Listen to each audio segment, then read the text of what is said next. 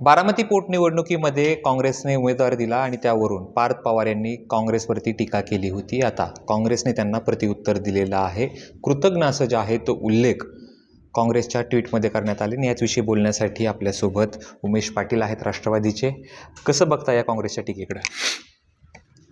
कसं आहे की संपूर्ण महाराष्ट्राची जनभावना एका बाजूला असताना आणि अजितदादाचा एवढ्या पहाडासारख्या व्यक्तिमत्वाचं राज्याच्या करता अतिशय महत्त्वपूर्ण मागच्या सलग 35-40 वर्ष योगदान देणाऱ्या नेत्याचं निधन झाल्यानंतर एक भावनिक पातळीचं वातावरण या राज्यात असताना एक संवेदनशीलता म्हणून त्या ठिकाणी आणि स्वतः अजितदादांच्या धर्मपत्नी सुनेत्रा पवार या त्या ठिकाणी उमेदवार असताना सर्वच विरोधात असलेल्या राजकीय पक्षांनी उमेदवार न देण्याचा निर्णय घेतला.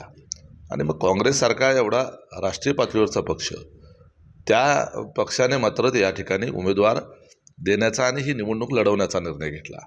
वास्तविक ही निवडणूक बिनविरोध व्हावी याच्याकरता राज्याचे मुख्यमंत्री देवेंद्रजी फडणवीस अगदी बरोबर, त्या संदर्भात अगदी चर्चा झाली आहे. मात्र जे पार्थ पवारांचं वक्तव्य त्याकडे तुम्ही कसं बघता आणि त्याला काँग्रेसने प्रत्युत्तर दिले त्याकडे कसं बघता? काँग्रेसनं जे प्रत्युत्तर दिले त्याचा संदर्भच नाही आहे. काय पार्थ पवारांनी भाषण केलं किंवा नाही केलं, कर्नाटकमध्ये झालेला गुन्हा दाखल केलेला जो FIR आहे त्या विमान ॲक्सिडेंटच्या संदर्भात त्याचा आणि आता अजितदादांच्या या पोटनिवडणुकीच्या समोर देत असलेल्या उमेदवारीचा संदर्भ कुठे येतो? ते डाऊनफॉल म्हटले होते पार्थ पवार, त्यावरती त्याने प्रत्युत्तर दिले ना. डाऊनफॉलचा अर्थ काय आहे की काँग्रेस पक्षाच्या पक्षश्रेष्ठींना, दिल्लीतल्या लोकांना महाराष्ट्रातलं वातावरण जे आहे आणि जनभावना जर समजत नसेल तर ते अधोगतीचीच लक्षणं आहेत. आणि अधोगतीची लक्षणं आहेत हे त्यांना जाणवून दिलं पारदादांनी, त्याच्यातून त्यांनी काहीतरी घेतलं पाहिजे. बरं, अजूनही वेळ गेलेली नाही. 9 तारखेला काँग्रेसचं म्हणणं असं कितपत योग्य आहे तसं बोलणं? हे पहा, योग्य अयोग्य हे किमान पारदादांचं काय बोलणं तरी आहे. काँग्रेसनं तर कृतीतनंच करून दाखवलं. उमेदवारच त्या ठिकाणी जाहीर करून टाकला आणि उमेदवारी अर्ज काल त्यांनी दाखल देखील केला.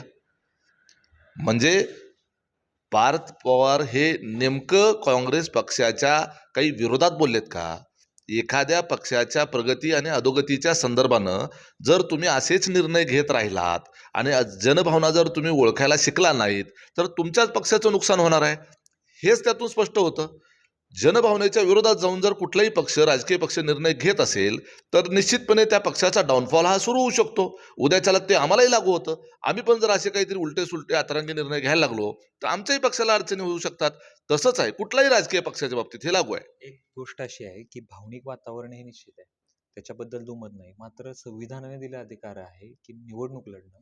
मग काँग्रेस राष्ट्रवादीचा एवढा विरोध काय आहे की म्हणजे आग्रह काय आहे की बिनविरोध व्हावी आणि त्याच्यावरती डाऊनफॉल होणं हे बोलणं या संदर्भातला हा विषय आहे. कसं बघता या सगळ्या? पारदादांनी त्या ठिकाणी अगदी स्पष्टपणे सांगितलं की आमचा बिनविरोध होण्याच्या करता आग्रह नाही, परंतु या देशातल्या सर्वच राजकीय पक्षांनी या निवडणुकीच्या संदर्भानं अजितदादांच्या प्रति संवेदना व्यक्त करत आणि या राज्यातल्या जनतेची जनभावना लक्षात घेत सुनेत्रा वहिनी उमेदवार आहेत म्हणून त्या ठिकाणी उमेदवार न देण्याचा निर्णय घेतला आणि काँग्रेस पक्षानं देण्याचा. आता 55-57 उमेदवार तर इथले उभेच आहेत. राज्यभरातून वेगवेगळ्या लोकांनी अर्ज भरलेले आहेत. त्यांनी नाही विड्रॉ केलं तर निवडणूक होणारच आहे. मुद्दा आहे की काँग्रेस पार्टी असेल, शिवसेना असेल, भाजप असेल, हे जबाबदार पक्ष आहेत ना. या सगळ्या मोठ्या जबाबदार पक्षाचं वर्तन जे आहे हे जबाबदारीचं वर्तन असणं अपेक्षित आहे. जर कोणी बेजबाबदारपणे वर्तन करत असेल तर त्याच्या संदर्भानं त्या पक्षाच्या हिताच्या करताच भाष्य करणं यात काही गैर आहे असं वाटत नाही. मी परत एकदा तोच प्रश्न विचारतो, काँग्रेसकडच्या ट्विटकडे कसं बघता? काँग्रेस अजूनही आत्मचिंतन, आत्मपरीक्षण करत नाही. एवढा मोठा हा संपूर्ण देशव्यापी असलेला पक्ष आज कुठंपर्यंत छोटा छोटा होत चालला आहे हे त्यांनी थोडंसं पाहिलं पाहिजे. महाराष्ट्रातल्या काँग्रेसच्या नेत्यांनी आणि दिल्लीतल्या नेत्यांनी देखील महाराष्ट्राची ही जनभावना न ओळखणं याच्यातून काँग्रेस पक्षाने काहीतरी बोध घेतला पाहिजे आणि 9 तारखेपर्यंत वेळ आहे, त्यांनी त्या ठिकाणी दुरुस्ती करू शकतात. पार्थ पवारांवरती टीका केली, कृतज्ञ म्हटलंय. दुसरी गोष्ट त्यांच्या खासदारकीवर भाष्य केलंय, त्यांनी जे वक्तव्य केलं त्यावरती भाष्य केलेलं आहे आणि त्यांनी खासदार कसे झाले किंवा वारशावरती बोललेत. कसं बघतात? दिवंगत लोकांबद्दल खरं बोलू नये, परंतु इंदिरा गांधींच्या हत्येनंतर 2 तासाच्या आत राजीव गांधी यांना शपथ दिली गेली होती. राजीव गांधी यांनी त्यांचं भाषण कुठे यापूर्वी ऐकलं होतं कुणी? पंतप्रधान झाले ना देशाचे डायरेक्ट. आम्ही स्वीकारलं ना त्यांना, परंतु त्यांना संधी मिळाल्यानंतर राजीव गांधी यांनी देशाच्या करता अमूल्य असं योगदान दिलं आणि म्हणूनच आपण त्यांना भारतरत्न दिला. त्यामुळे एखाद्या व्यक्तीला संधी मिळायच्या अगोदरच त्यांच्याकडून फक्त अमुक घराण्यातला तो वारस आहे म्हणून त्याच्याकडून पराकोटीची अपेक्षा ठेवणं हे त्याच्यावर अन्याय करण्यासारखं नाही का? राजीव गांधींनी या देशाच्या करता योगदान आणि चांगलं काम केलं का नाही? केलं ना. मग त्यांचं वक्तृत्व कुणी ऐकलं होतं? त्यांचं वक्तृत्व कुणी ऐकलं होतं यापूर्वी? आता पार्थदादा खासदार म्हणून संसदेमध्ये जात आहेत. त्यांना काम तर करू द्या.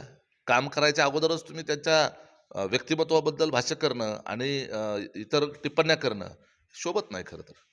खूप खूप धन्यवाद. तर होते उमेश पाटील आणि जी काँग्रेसची भूमिका आहे त्यावरती जो आहे तो काँग्रेसला त्यांनी सवाल विचारलेत. तुम्ही यातून अर्थ काय काढायचा हे प्रेक्षकांनी ठरवायचं आहे. कॅमेरा पर्सन जीवनसह जयदीप भगत, एबीपी माझा, बारामती. एबीपी माझा, उघडा डोळे बघा नीट.